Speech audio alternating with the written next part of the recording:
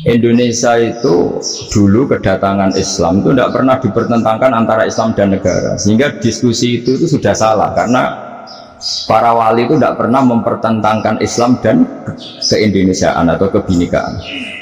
Satu, bahwa para wali itu misinya dakwah, di mana-mana dakwah itu pasti ketemu yang berbeda, mulai beda agama, beda pilihan madhab, beda tradisi, beda kultur.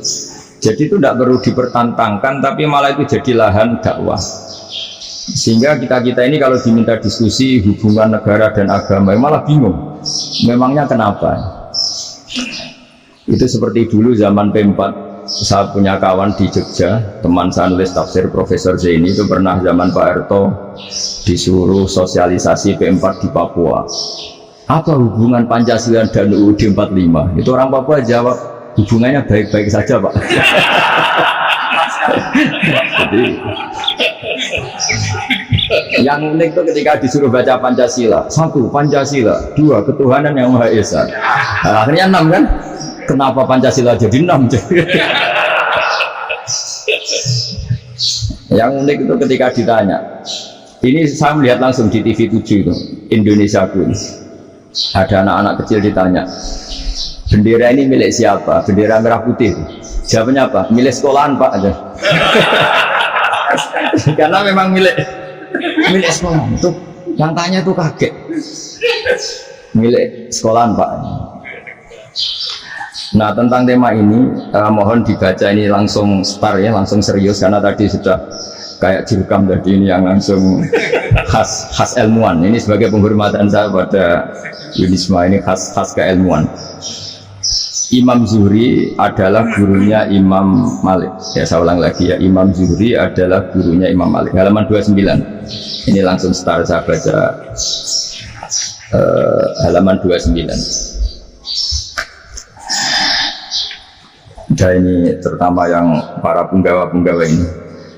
Saya baca ya. Ini teks tidak ada yang saya rubah, memang persis seperti ini. Bismillahirrahmanirrahim. Yaqulu Zuhri, ini gurunya Imam Malik. Fama futiha fil islami fathun qablahu kana a'zama minhu. Innama kana al-qitalu fi haitsul taqon nasu. Falam makanatil hudnatu wa wadu'atil harbu wa amana nasu ba'duhum ba'do wal taqaw fatafawadu fil hadith wal munaza'ah. Falam yaklim ahadun fil islami ya'qilu syai'an illa dakhula fihi. Walaqad dakhalataini kasanaten mithlu man kana fil islam qabla dzalika wa akthar. Terus ini ngomongnya harus santai, nggak boleh provokatif. Begini, kita tahu dalam perdamaian Hudaybiyah itu poin-poinnya itu semuanya merugikan Islam. Di antaranya adalah jika yang Islam masuk kafir harus dibiarkan, karena berarti masuk ke habitat asli.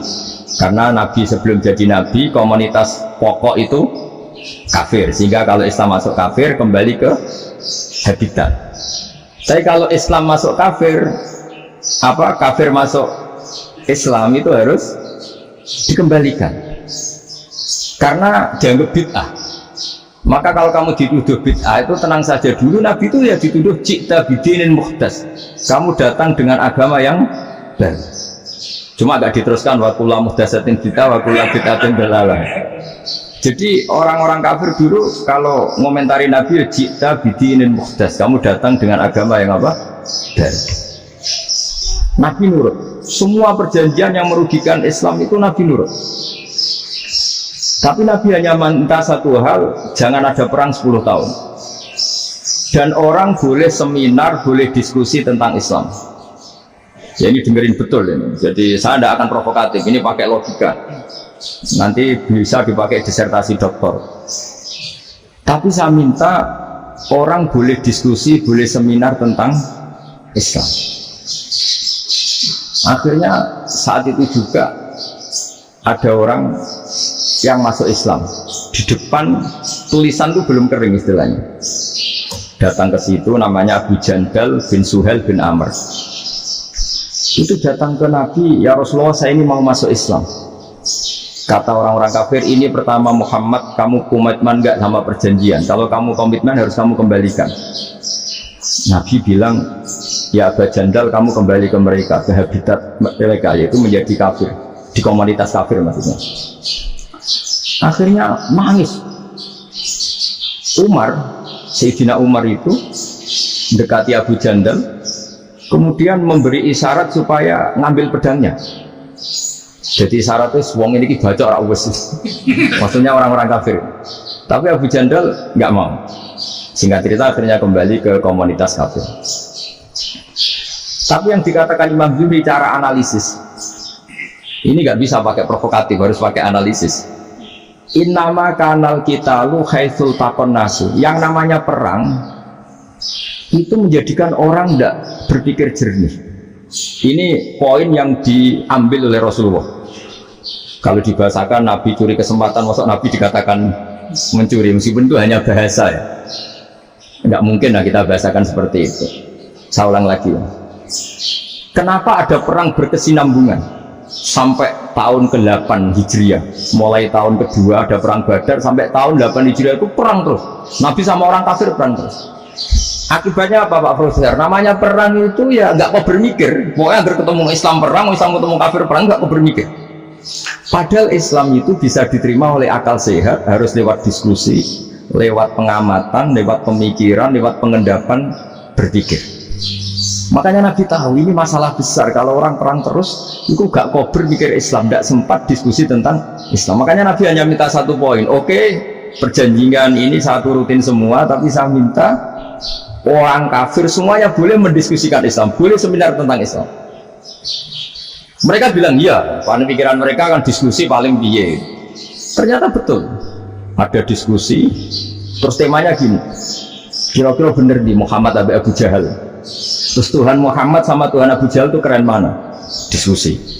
Tuhan Muhammad itu khaliqus samawati wal ardi, yang menciptakan langit bumi. Sebagaimana kampanyenya Muhammad. Ya mereka masih jangkar bilang Muhammad. Kalau Tuhan kita, ya berhala itu yang kita bikin, yang kadang rusak, yang kadang kudanan, terus lumutan, pokoknya itu diskusi. Kita kok bener pengirannya Muhammad. Terus Muhammad Abu Jahal. Mulai dhisik Muhammad itu atau bodoh nih. Mulai dulu Muhammad itu gak pernah bohong. Abu Jahal, waduh, wis bodoh nih ngongkonan. Wis ribet kan? Dan semua diskusi itu mengarah ke kebenaran Islam. Akhirnya ngomong kafir sing tokoh-tokoh itu cara Jawa yo. Wah, semane jebule masalah ini kan. Artinya gini, kalau kita ingin Indonesia damai, sebenarnya yang untung itu Islam.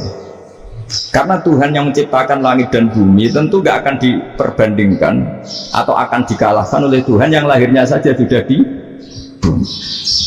Misalnya kita menjual Tuhan Allah, siapa itu yang menciptakan langit bumi, yang ada sebelum langit bumi, bandingkan dengan Tuhan yang lahirnya di bumi, ada tanggal lahirnya, ada aktenya, kan sudah ribet kan.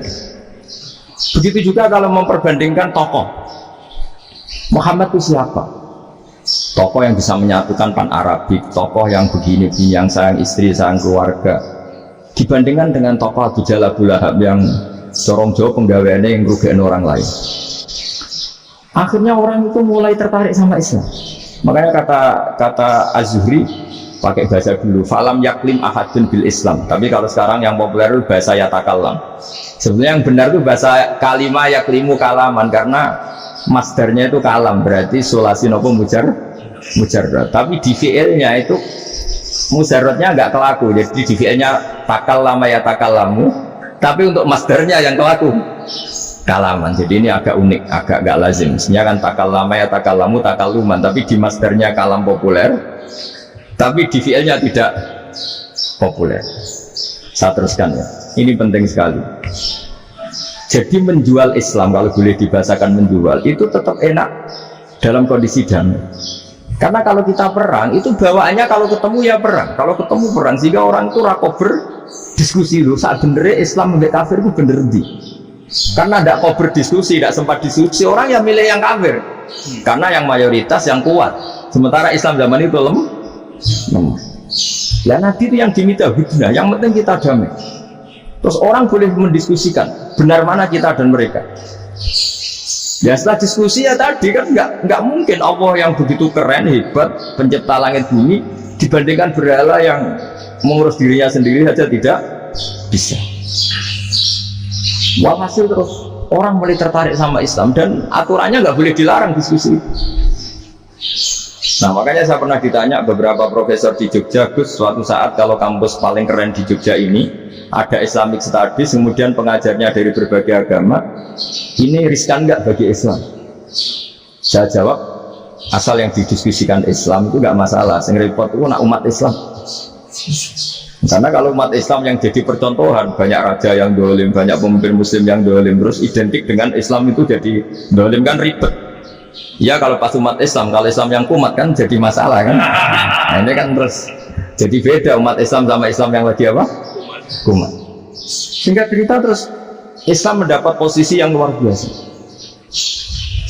Nah makanya di sini diistilahkan falam makanatil hudnah, ketika ada perdamaian wa amanan nasu ba'dum ba'do, orang merasa aman, itu fatafawadu fil hadis wal munazaah. Mereka berdebat, munazaah itu berdebat. Keren mana konsep Muhammad dengan konsep Abu Jahal?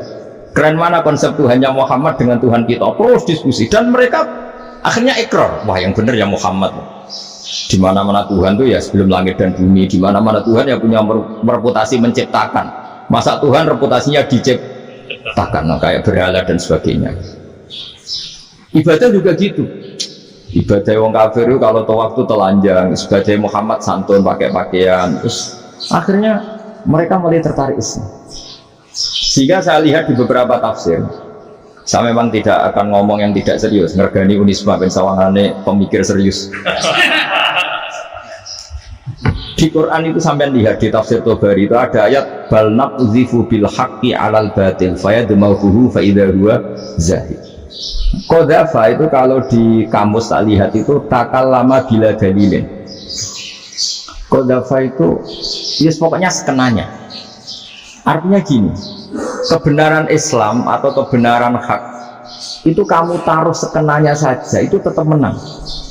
Apalagi kamu taruh secara teratur, kamu taruh sekenanya saja itu tetap menang.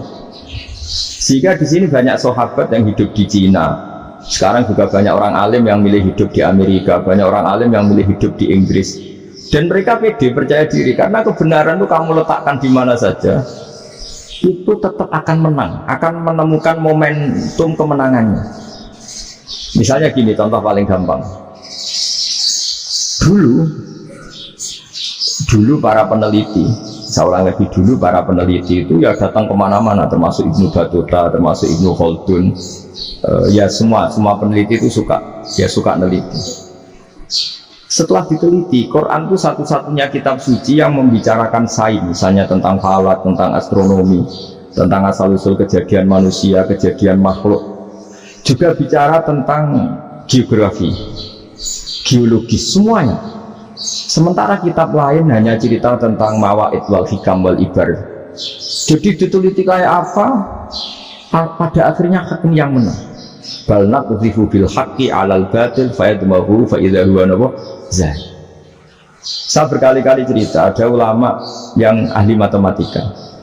Ketika ditanya kenapa kamu suka ngajar matematika, sampai muridnya itu ragini gurukum buswargo tau ora, pegawai mulang matematika. Tapi para muridnya bermimpi bahwa Imam Amudi itu disuruh ngajar para malaikat. Dan itu pede betul ya. Kata Allah, ini ulama saya yang iman kepada saya setingkat iman kamu.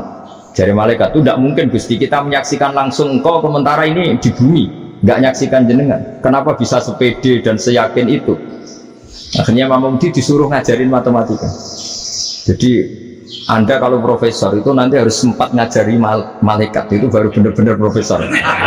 Jadi nanti di akhirat ngajari siapa? Malaikat. Jadi ada seminar yang melibatkan banyak malaikat, narasumbernya itu seorang profesor. Itu ketika kenapa engkau begitu yakin kalau Allah itu Tuhan dan Allah itu Al-Wahidus Shomad. Terus Imam Amudi mulai nulis angka gak beraturan, 2, 3, 4, 5 sampai 1 miliar, 1 triliun, semuanya gak beraturan. Kata beliau, nisbatus naini wasalasa ila ma la nihayatalaha iku nisbatul far'i ilal asli. Mau angka sebanyak apapun, 2 dibanding 1 ya far'ul wahid, 3 dibanding 1 ya far'ul wahid. Semua angka yang enggak terhingga pun dibanding 1 semuanya far'ul wahid. Semua angka sebanyak apapun itu cabang dari angka 1. Fakullu hadil awalim far'un minal wahidis somad, yaitu Allah Subhanahu wa ta'ala. Wakil malaikat tepuk tangan, iya juga.